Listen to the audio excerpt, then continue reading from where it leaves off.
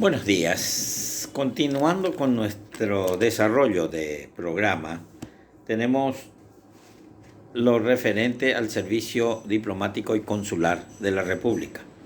Todos los estados tienen un Ministerio de Asuntos Exteriores, de Relaciones Internacionales, que normalmente está representado por un ministro de Relaciones Internacionales, pero a la cabeza siempre está el presidente de la República, que es el órgano reconocido esencialmente con la mayor potestad de representar los intereses internacionales del país donde él está ejerciendo su mandato.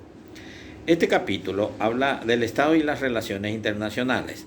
Es el número, voy a identificar, el 6.3 de nuestro programa, que es el penúltimo. Y quiero hacer algunas acotaciones. Esta lección es breve, pero ¿por qué estudiamos esto? Obviamente que las relaciones internacionales van creando oportunidades entre distintos estados que ven sus intereses, que pueden asociarse y desarrollarlos mejor. Entonces, dentro de esta función es importante, además de otros ministerios que pueden trabajar coordinadamente, está el Ministerio de Relaciones Exteriores, que tiene un régimen muy especial, representan los intereses de la República, están actuando por medio de los representantes debidamente designados como embajadores, cónsules, otros agentes diplomáticos, funcionarios de las embajadas, que están haciendo el trabajo de relacionar y establecer nuevos vínculos con otros estados, partes de la comunidad internacional. En primer lugar, hay que recordar un poco lo fundamental. ¿Quién representa propiamente las relaciones internacionales? Y obviamente sería oportuno de que podamos nosotros también tener en cuenta qué significa relaciones internacionales y recurro a una fuente muy importante que es la parte de del derecho internacional público y que hay un montón de temas, pero el concepto de servicio exterior. Los nombres son diversos, según el país que sea de origen: Ministerio de Relaciones Exteriores, Asuntos Exteriores, Relaciones Internacionales, depende, pero son muy similares, pero se refiere al servicio exterior de esa república.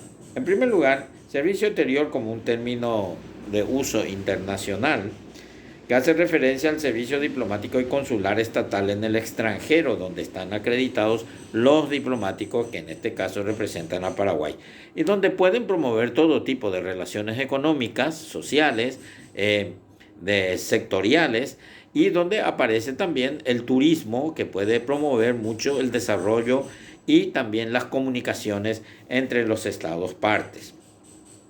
Y tiene que operar bajo representantes debidamente acreditados, gubernamentales, en el orden internacional. Los especialistas refieren al servicio exterior a las personas e instituciones en las que dan niveles de jerarquía y ámbitos de acción de carácter interno y externo, y representa al país y obliga y desarrolla las relaciones internacionales. El máximo responsable, quien está a la cabeza de las relaciones internacionales, es el presidente de la República. Por lo tanto, por consecuencia, todas las inmunidades y privilegios que tuviera un diplomático, un embajador o un cónsul, obviamente tiene el presidente, que es la cabeza de las relaciones exteriores. El artículo 238 de la Constitución Nacional y el 238 y 242. Empecemos por el 238. 238, inciso séptimo, dice que es deber y atribución del presidente de la República, es decir, su capacidad para poder desarrollar este tipo de relaciones. En el inciso 7 dice, tiene a su cargo el manejo de las relaciones exteriores de la República. En caso de agresión externa, previa autorización del Congreso, declarar el estado de defensa nacional y concertar la paz, negociar, firmar tratados internacionales, recibir a los jefes de misiones diplomáticas de los países extranjeros y a emitir a los cónsules y designar embajadores con acuerdo del Senado. Después hay un artículo 242 que dice, entre otras cosas, refiere a los ministerios en general, y dice: los ministros, el 242, son los jefes de la administración de sus respectivas carreras, en las cuales, bajo la dirección del presidente de la República, promueven y ejecutan la política relativa a las materias de su competencia. Son solidariamente responsables por los actos de gobierno que refrendan. Anualmente presentarán al presidente de la República una memoria de sus gestiones, la cual será puesta a conocimiento del Congreso. Esa es la función del Ministerio de Relaciones Exteriores. Para darle condición y seguridad en el cumplimiento de sus relaciones exteriores, los estados han convenido ya en abril de 1961, mediante un convenio de Viena, cuáles son los privilegios, las inmunidades y las garantías que se le otorga a un representante diplomático en un país acreditado, es decir, en otro país. ¿Qué significa eso? Tenemos que analizar un concepto. Antiguamente se usaba el término de extraterritorialidad, es decir, el que representa un Estado soberano tiene extraterritorialidad y no se le podría arrestar, demandar, no se puede violar su domicilio particular, no se pueden revisar sus documentos, están exentos de todo eso, no podrán ser arrestados, imagínense, y nadie podrá entrar en una representación diplomática, en una legacía diplomática, en un domicilio diplomático sin la autorización del jefe de dicha delegación. Entonces, los jefes de Estado son los responsables directos de las relaciones internacionales y los ministros de Relaciones Exteriores o de Asuntos Exteriores son los que representan en la gestión de relaciones internacionales al gobierno, y a la cabeza de ellos está el presidente de la República. El presidente podrá nombrar, en el caso de los embajadores, con acuerdo del Senado, pero podrá destituirlo libre y llanamente sin dar explicación alguna, porque es facultad y es decisión privativa del Poder Ejecutivo, del presidente de la República. La misma cosa, los cónsules y todo el personal diplomático pueden ser nombrados por decreto del Poder Ejecutivo, a voluntad del presidente, obviamente. Bueno, después están las embajadas, que son los lugares de representación, que puede ser su sede, el personal diplomático acreditado en ese país donde ejercen las funciones, y una vez que hayan sido acreditados, pueden tener todas las inmunidades en el ejercicio de sus funciones en ese lugar. Colateralmente a la función que pueda cumplir el jefe diplomático, en este caso los embajadores y los propios cónsules, hay representaciones también adicionales, como con especialistas, ministros diplomáticos relativos a las relaciones comerciales, a las relaciones encargados de negocios de todo tipo, de tal manera a promover también el crecimiento de esas relaciones internacionales a través del comercio o a través de convenios bilaterales que se firman. Siempre los convenios bilaterales que firma el gobierno, ya sea promovido a través de su agente diplomático y la firma del presidente, tienen que estar ratificados por el Congreso Nacional por una ley de ratificación. Para el ejercicio adecuado de las funciones del poder diplomático en el exterior, en 1961, reitero, se acordaron privilegios e inmunidades, es decir, en lo posible, por esa extraterritorialidad que en principio se conocía, no se le puede molestar al agente diplomático y consular. Así, por ejemplo, en un artículo 31 y 32, creo que la Convención de Viena de 1961, habla de estas inmunidades y privilegios. Por ejemplo, entre las inmunidades dice, está exento en la jurisdicción civil y penal, no se le puede arrestar. Los estados que son acreditados ante un país determinado pueden renunciar a esos privilegios y ser sometidos, por lo tanto, a la legislación local, por el caso de algún hecho punible de carácter penal.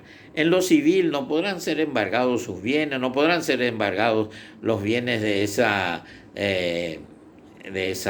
misión diplomática, obviamente porque están sujetos como si fuera en su país de origen que representa, y eso crea una soberanía que es inviolable. Por eso dice que la residencia y la persona del diplomático son inviolables.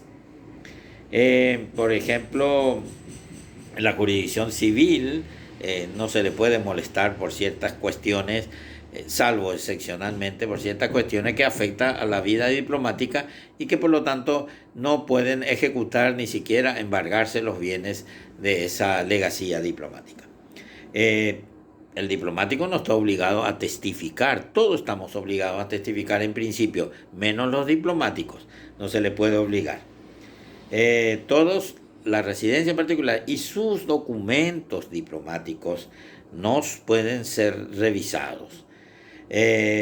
Los miembros de su familia también gozan de esa inmunidad, obviamente por la estabilidad que representa para esa legacía diplomática, salvo que sean de la nacionalidad del país donde estén acreditados. Tienen exenciones de impuestos, es decir, no pagan impuestos, están exonerados de pagar impuestos, inclusive para las compras locales, que se le puede dar una acreditación de su misión diplomática y que por lo tanto se pueda usar para, por ejemplo, no grabarle con el IVA en un caso, en unas compras en que quiera aplicar el diplomático. Es decir, tiene lo que se llaman las inmunidades y privilegios, exenciones de jurisdicción civil, penal y también de otras obligaciones colaterales como la de no poder testificar. Toda esta organización diplomática, partiendo de lo que revela la Constitución, la organización del Ministerio de Relaciones Exteriores, está basado en las leyes, obviamente. Así, por ejemplo, hay una ley orgánica del Ministerio de Relaciones Exteriores. Yo no les pido que lean, solamente es una información, pero sí deben saber cuáles son los privilegios e inmunidades. ¿A qué se refiere cuando no se puede molestar, ejecutar, no se le puede arrestar, no se puede detener, no se le puede ejecutar los bienes del patrimonio de la legacía diplomática? En fin, eso sí hay que saber, y eso está en el artículo 31 y 32 de la Convención de Viena de 1961. Basta con que se acceda a Internet y se pone inmunidades y privilegios y aparecen artículos, pero como para leer varios días. Bueno, la ley 1635 es la ley orgánica que organiza el Ministerio de Relaciones Exteriores. La ley 1335 habla del servicio diplomático y consular, misiones, cómo se van a desarrollar, dónde van a ejercer, cuáles son sus funciones principales, en fin. Y luego está también una ley 219 que, a los efectos de profesionalizar una cuestión tan importante como son las relaciones internacionales, también establece la carrera diplomática y consular, que hoy se trata de lograr el más alto estándar de preparación diplomática.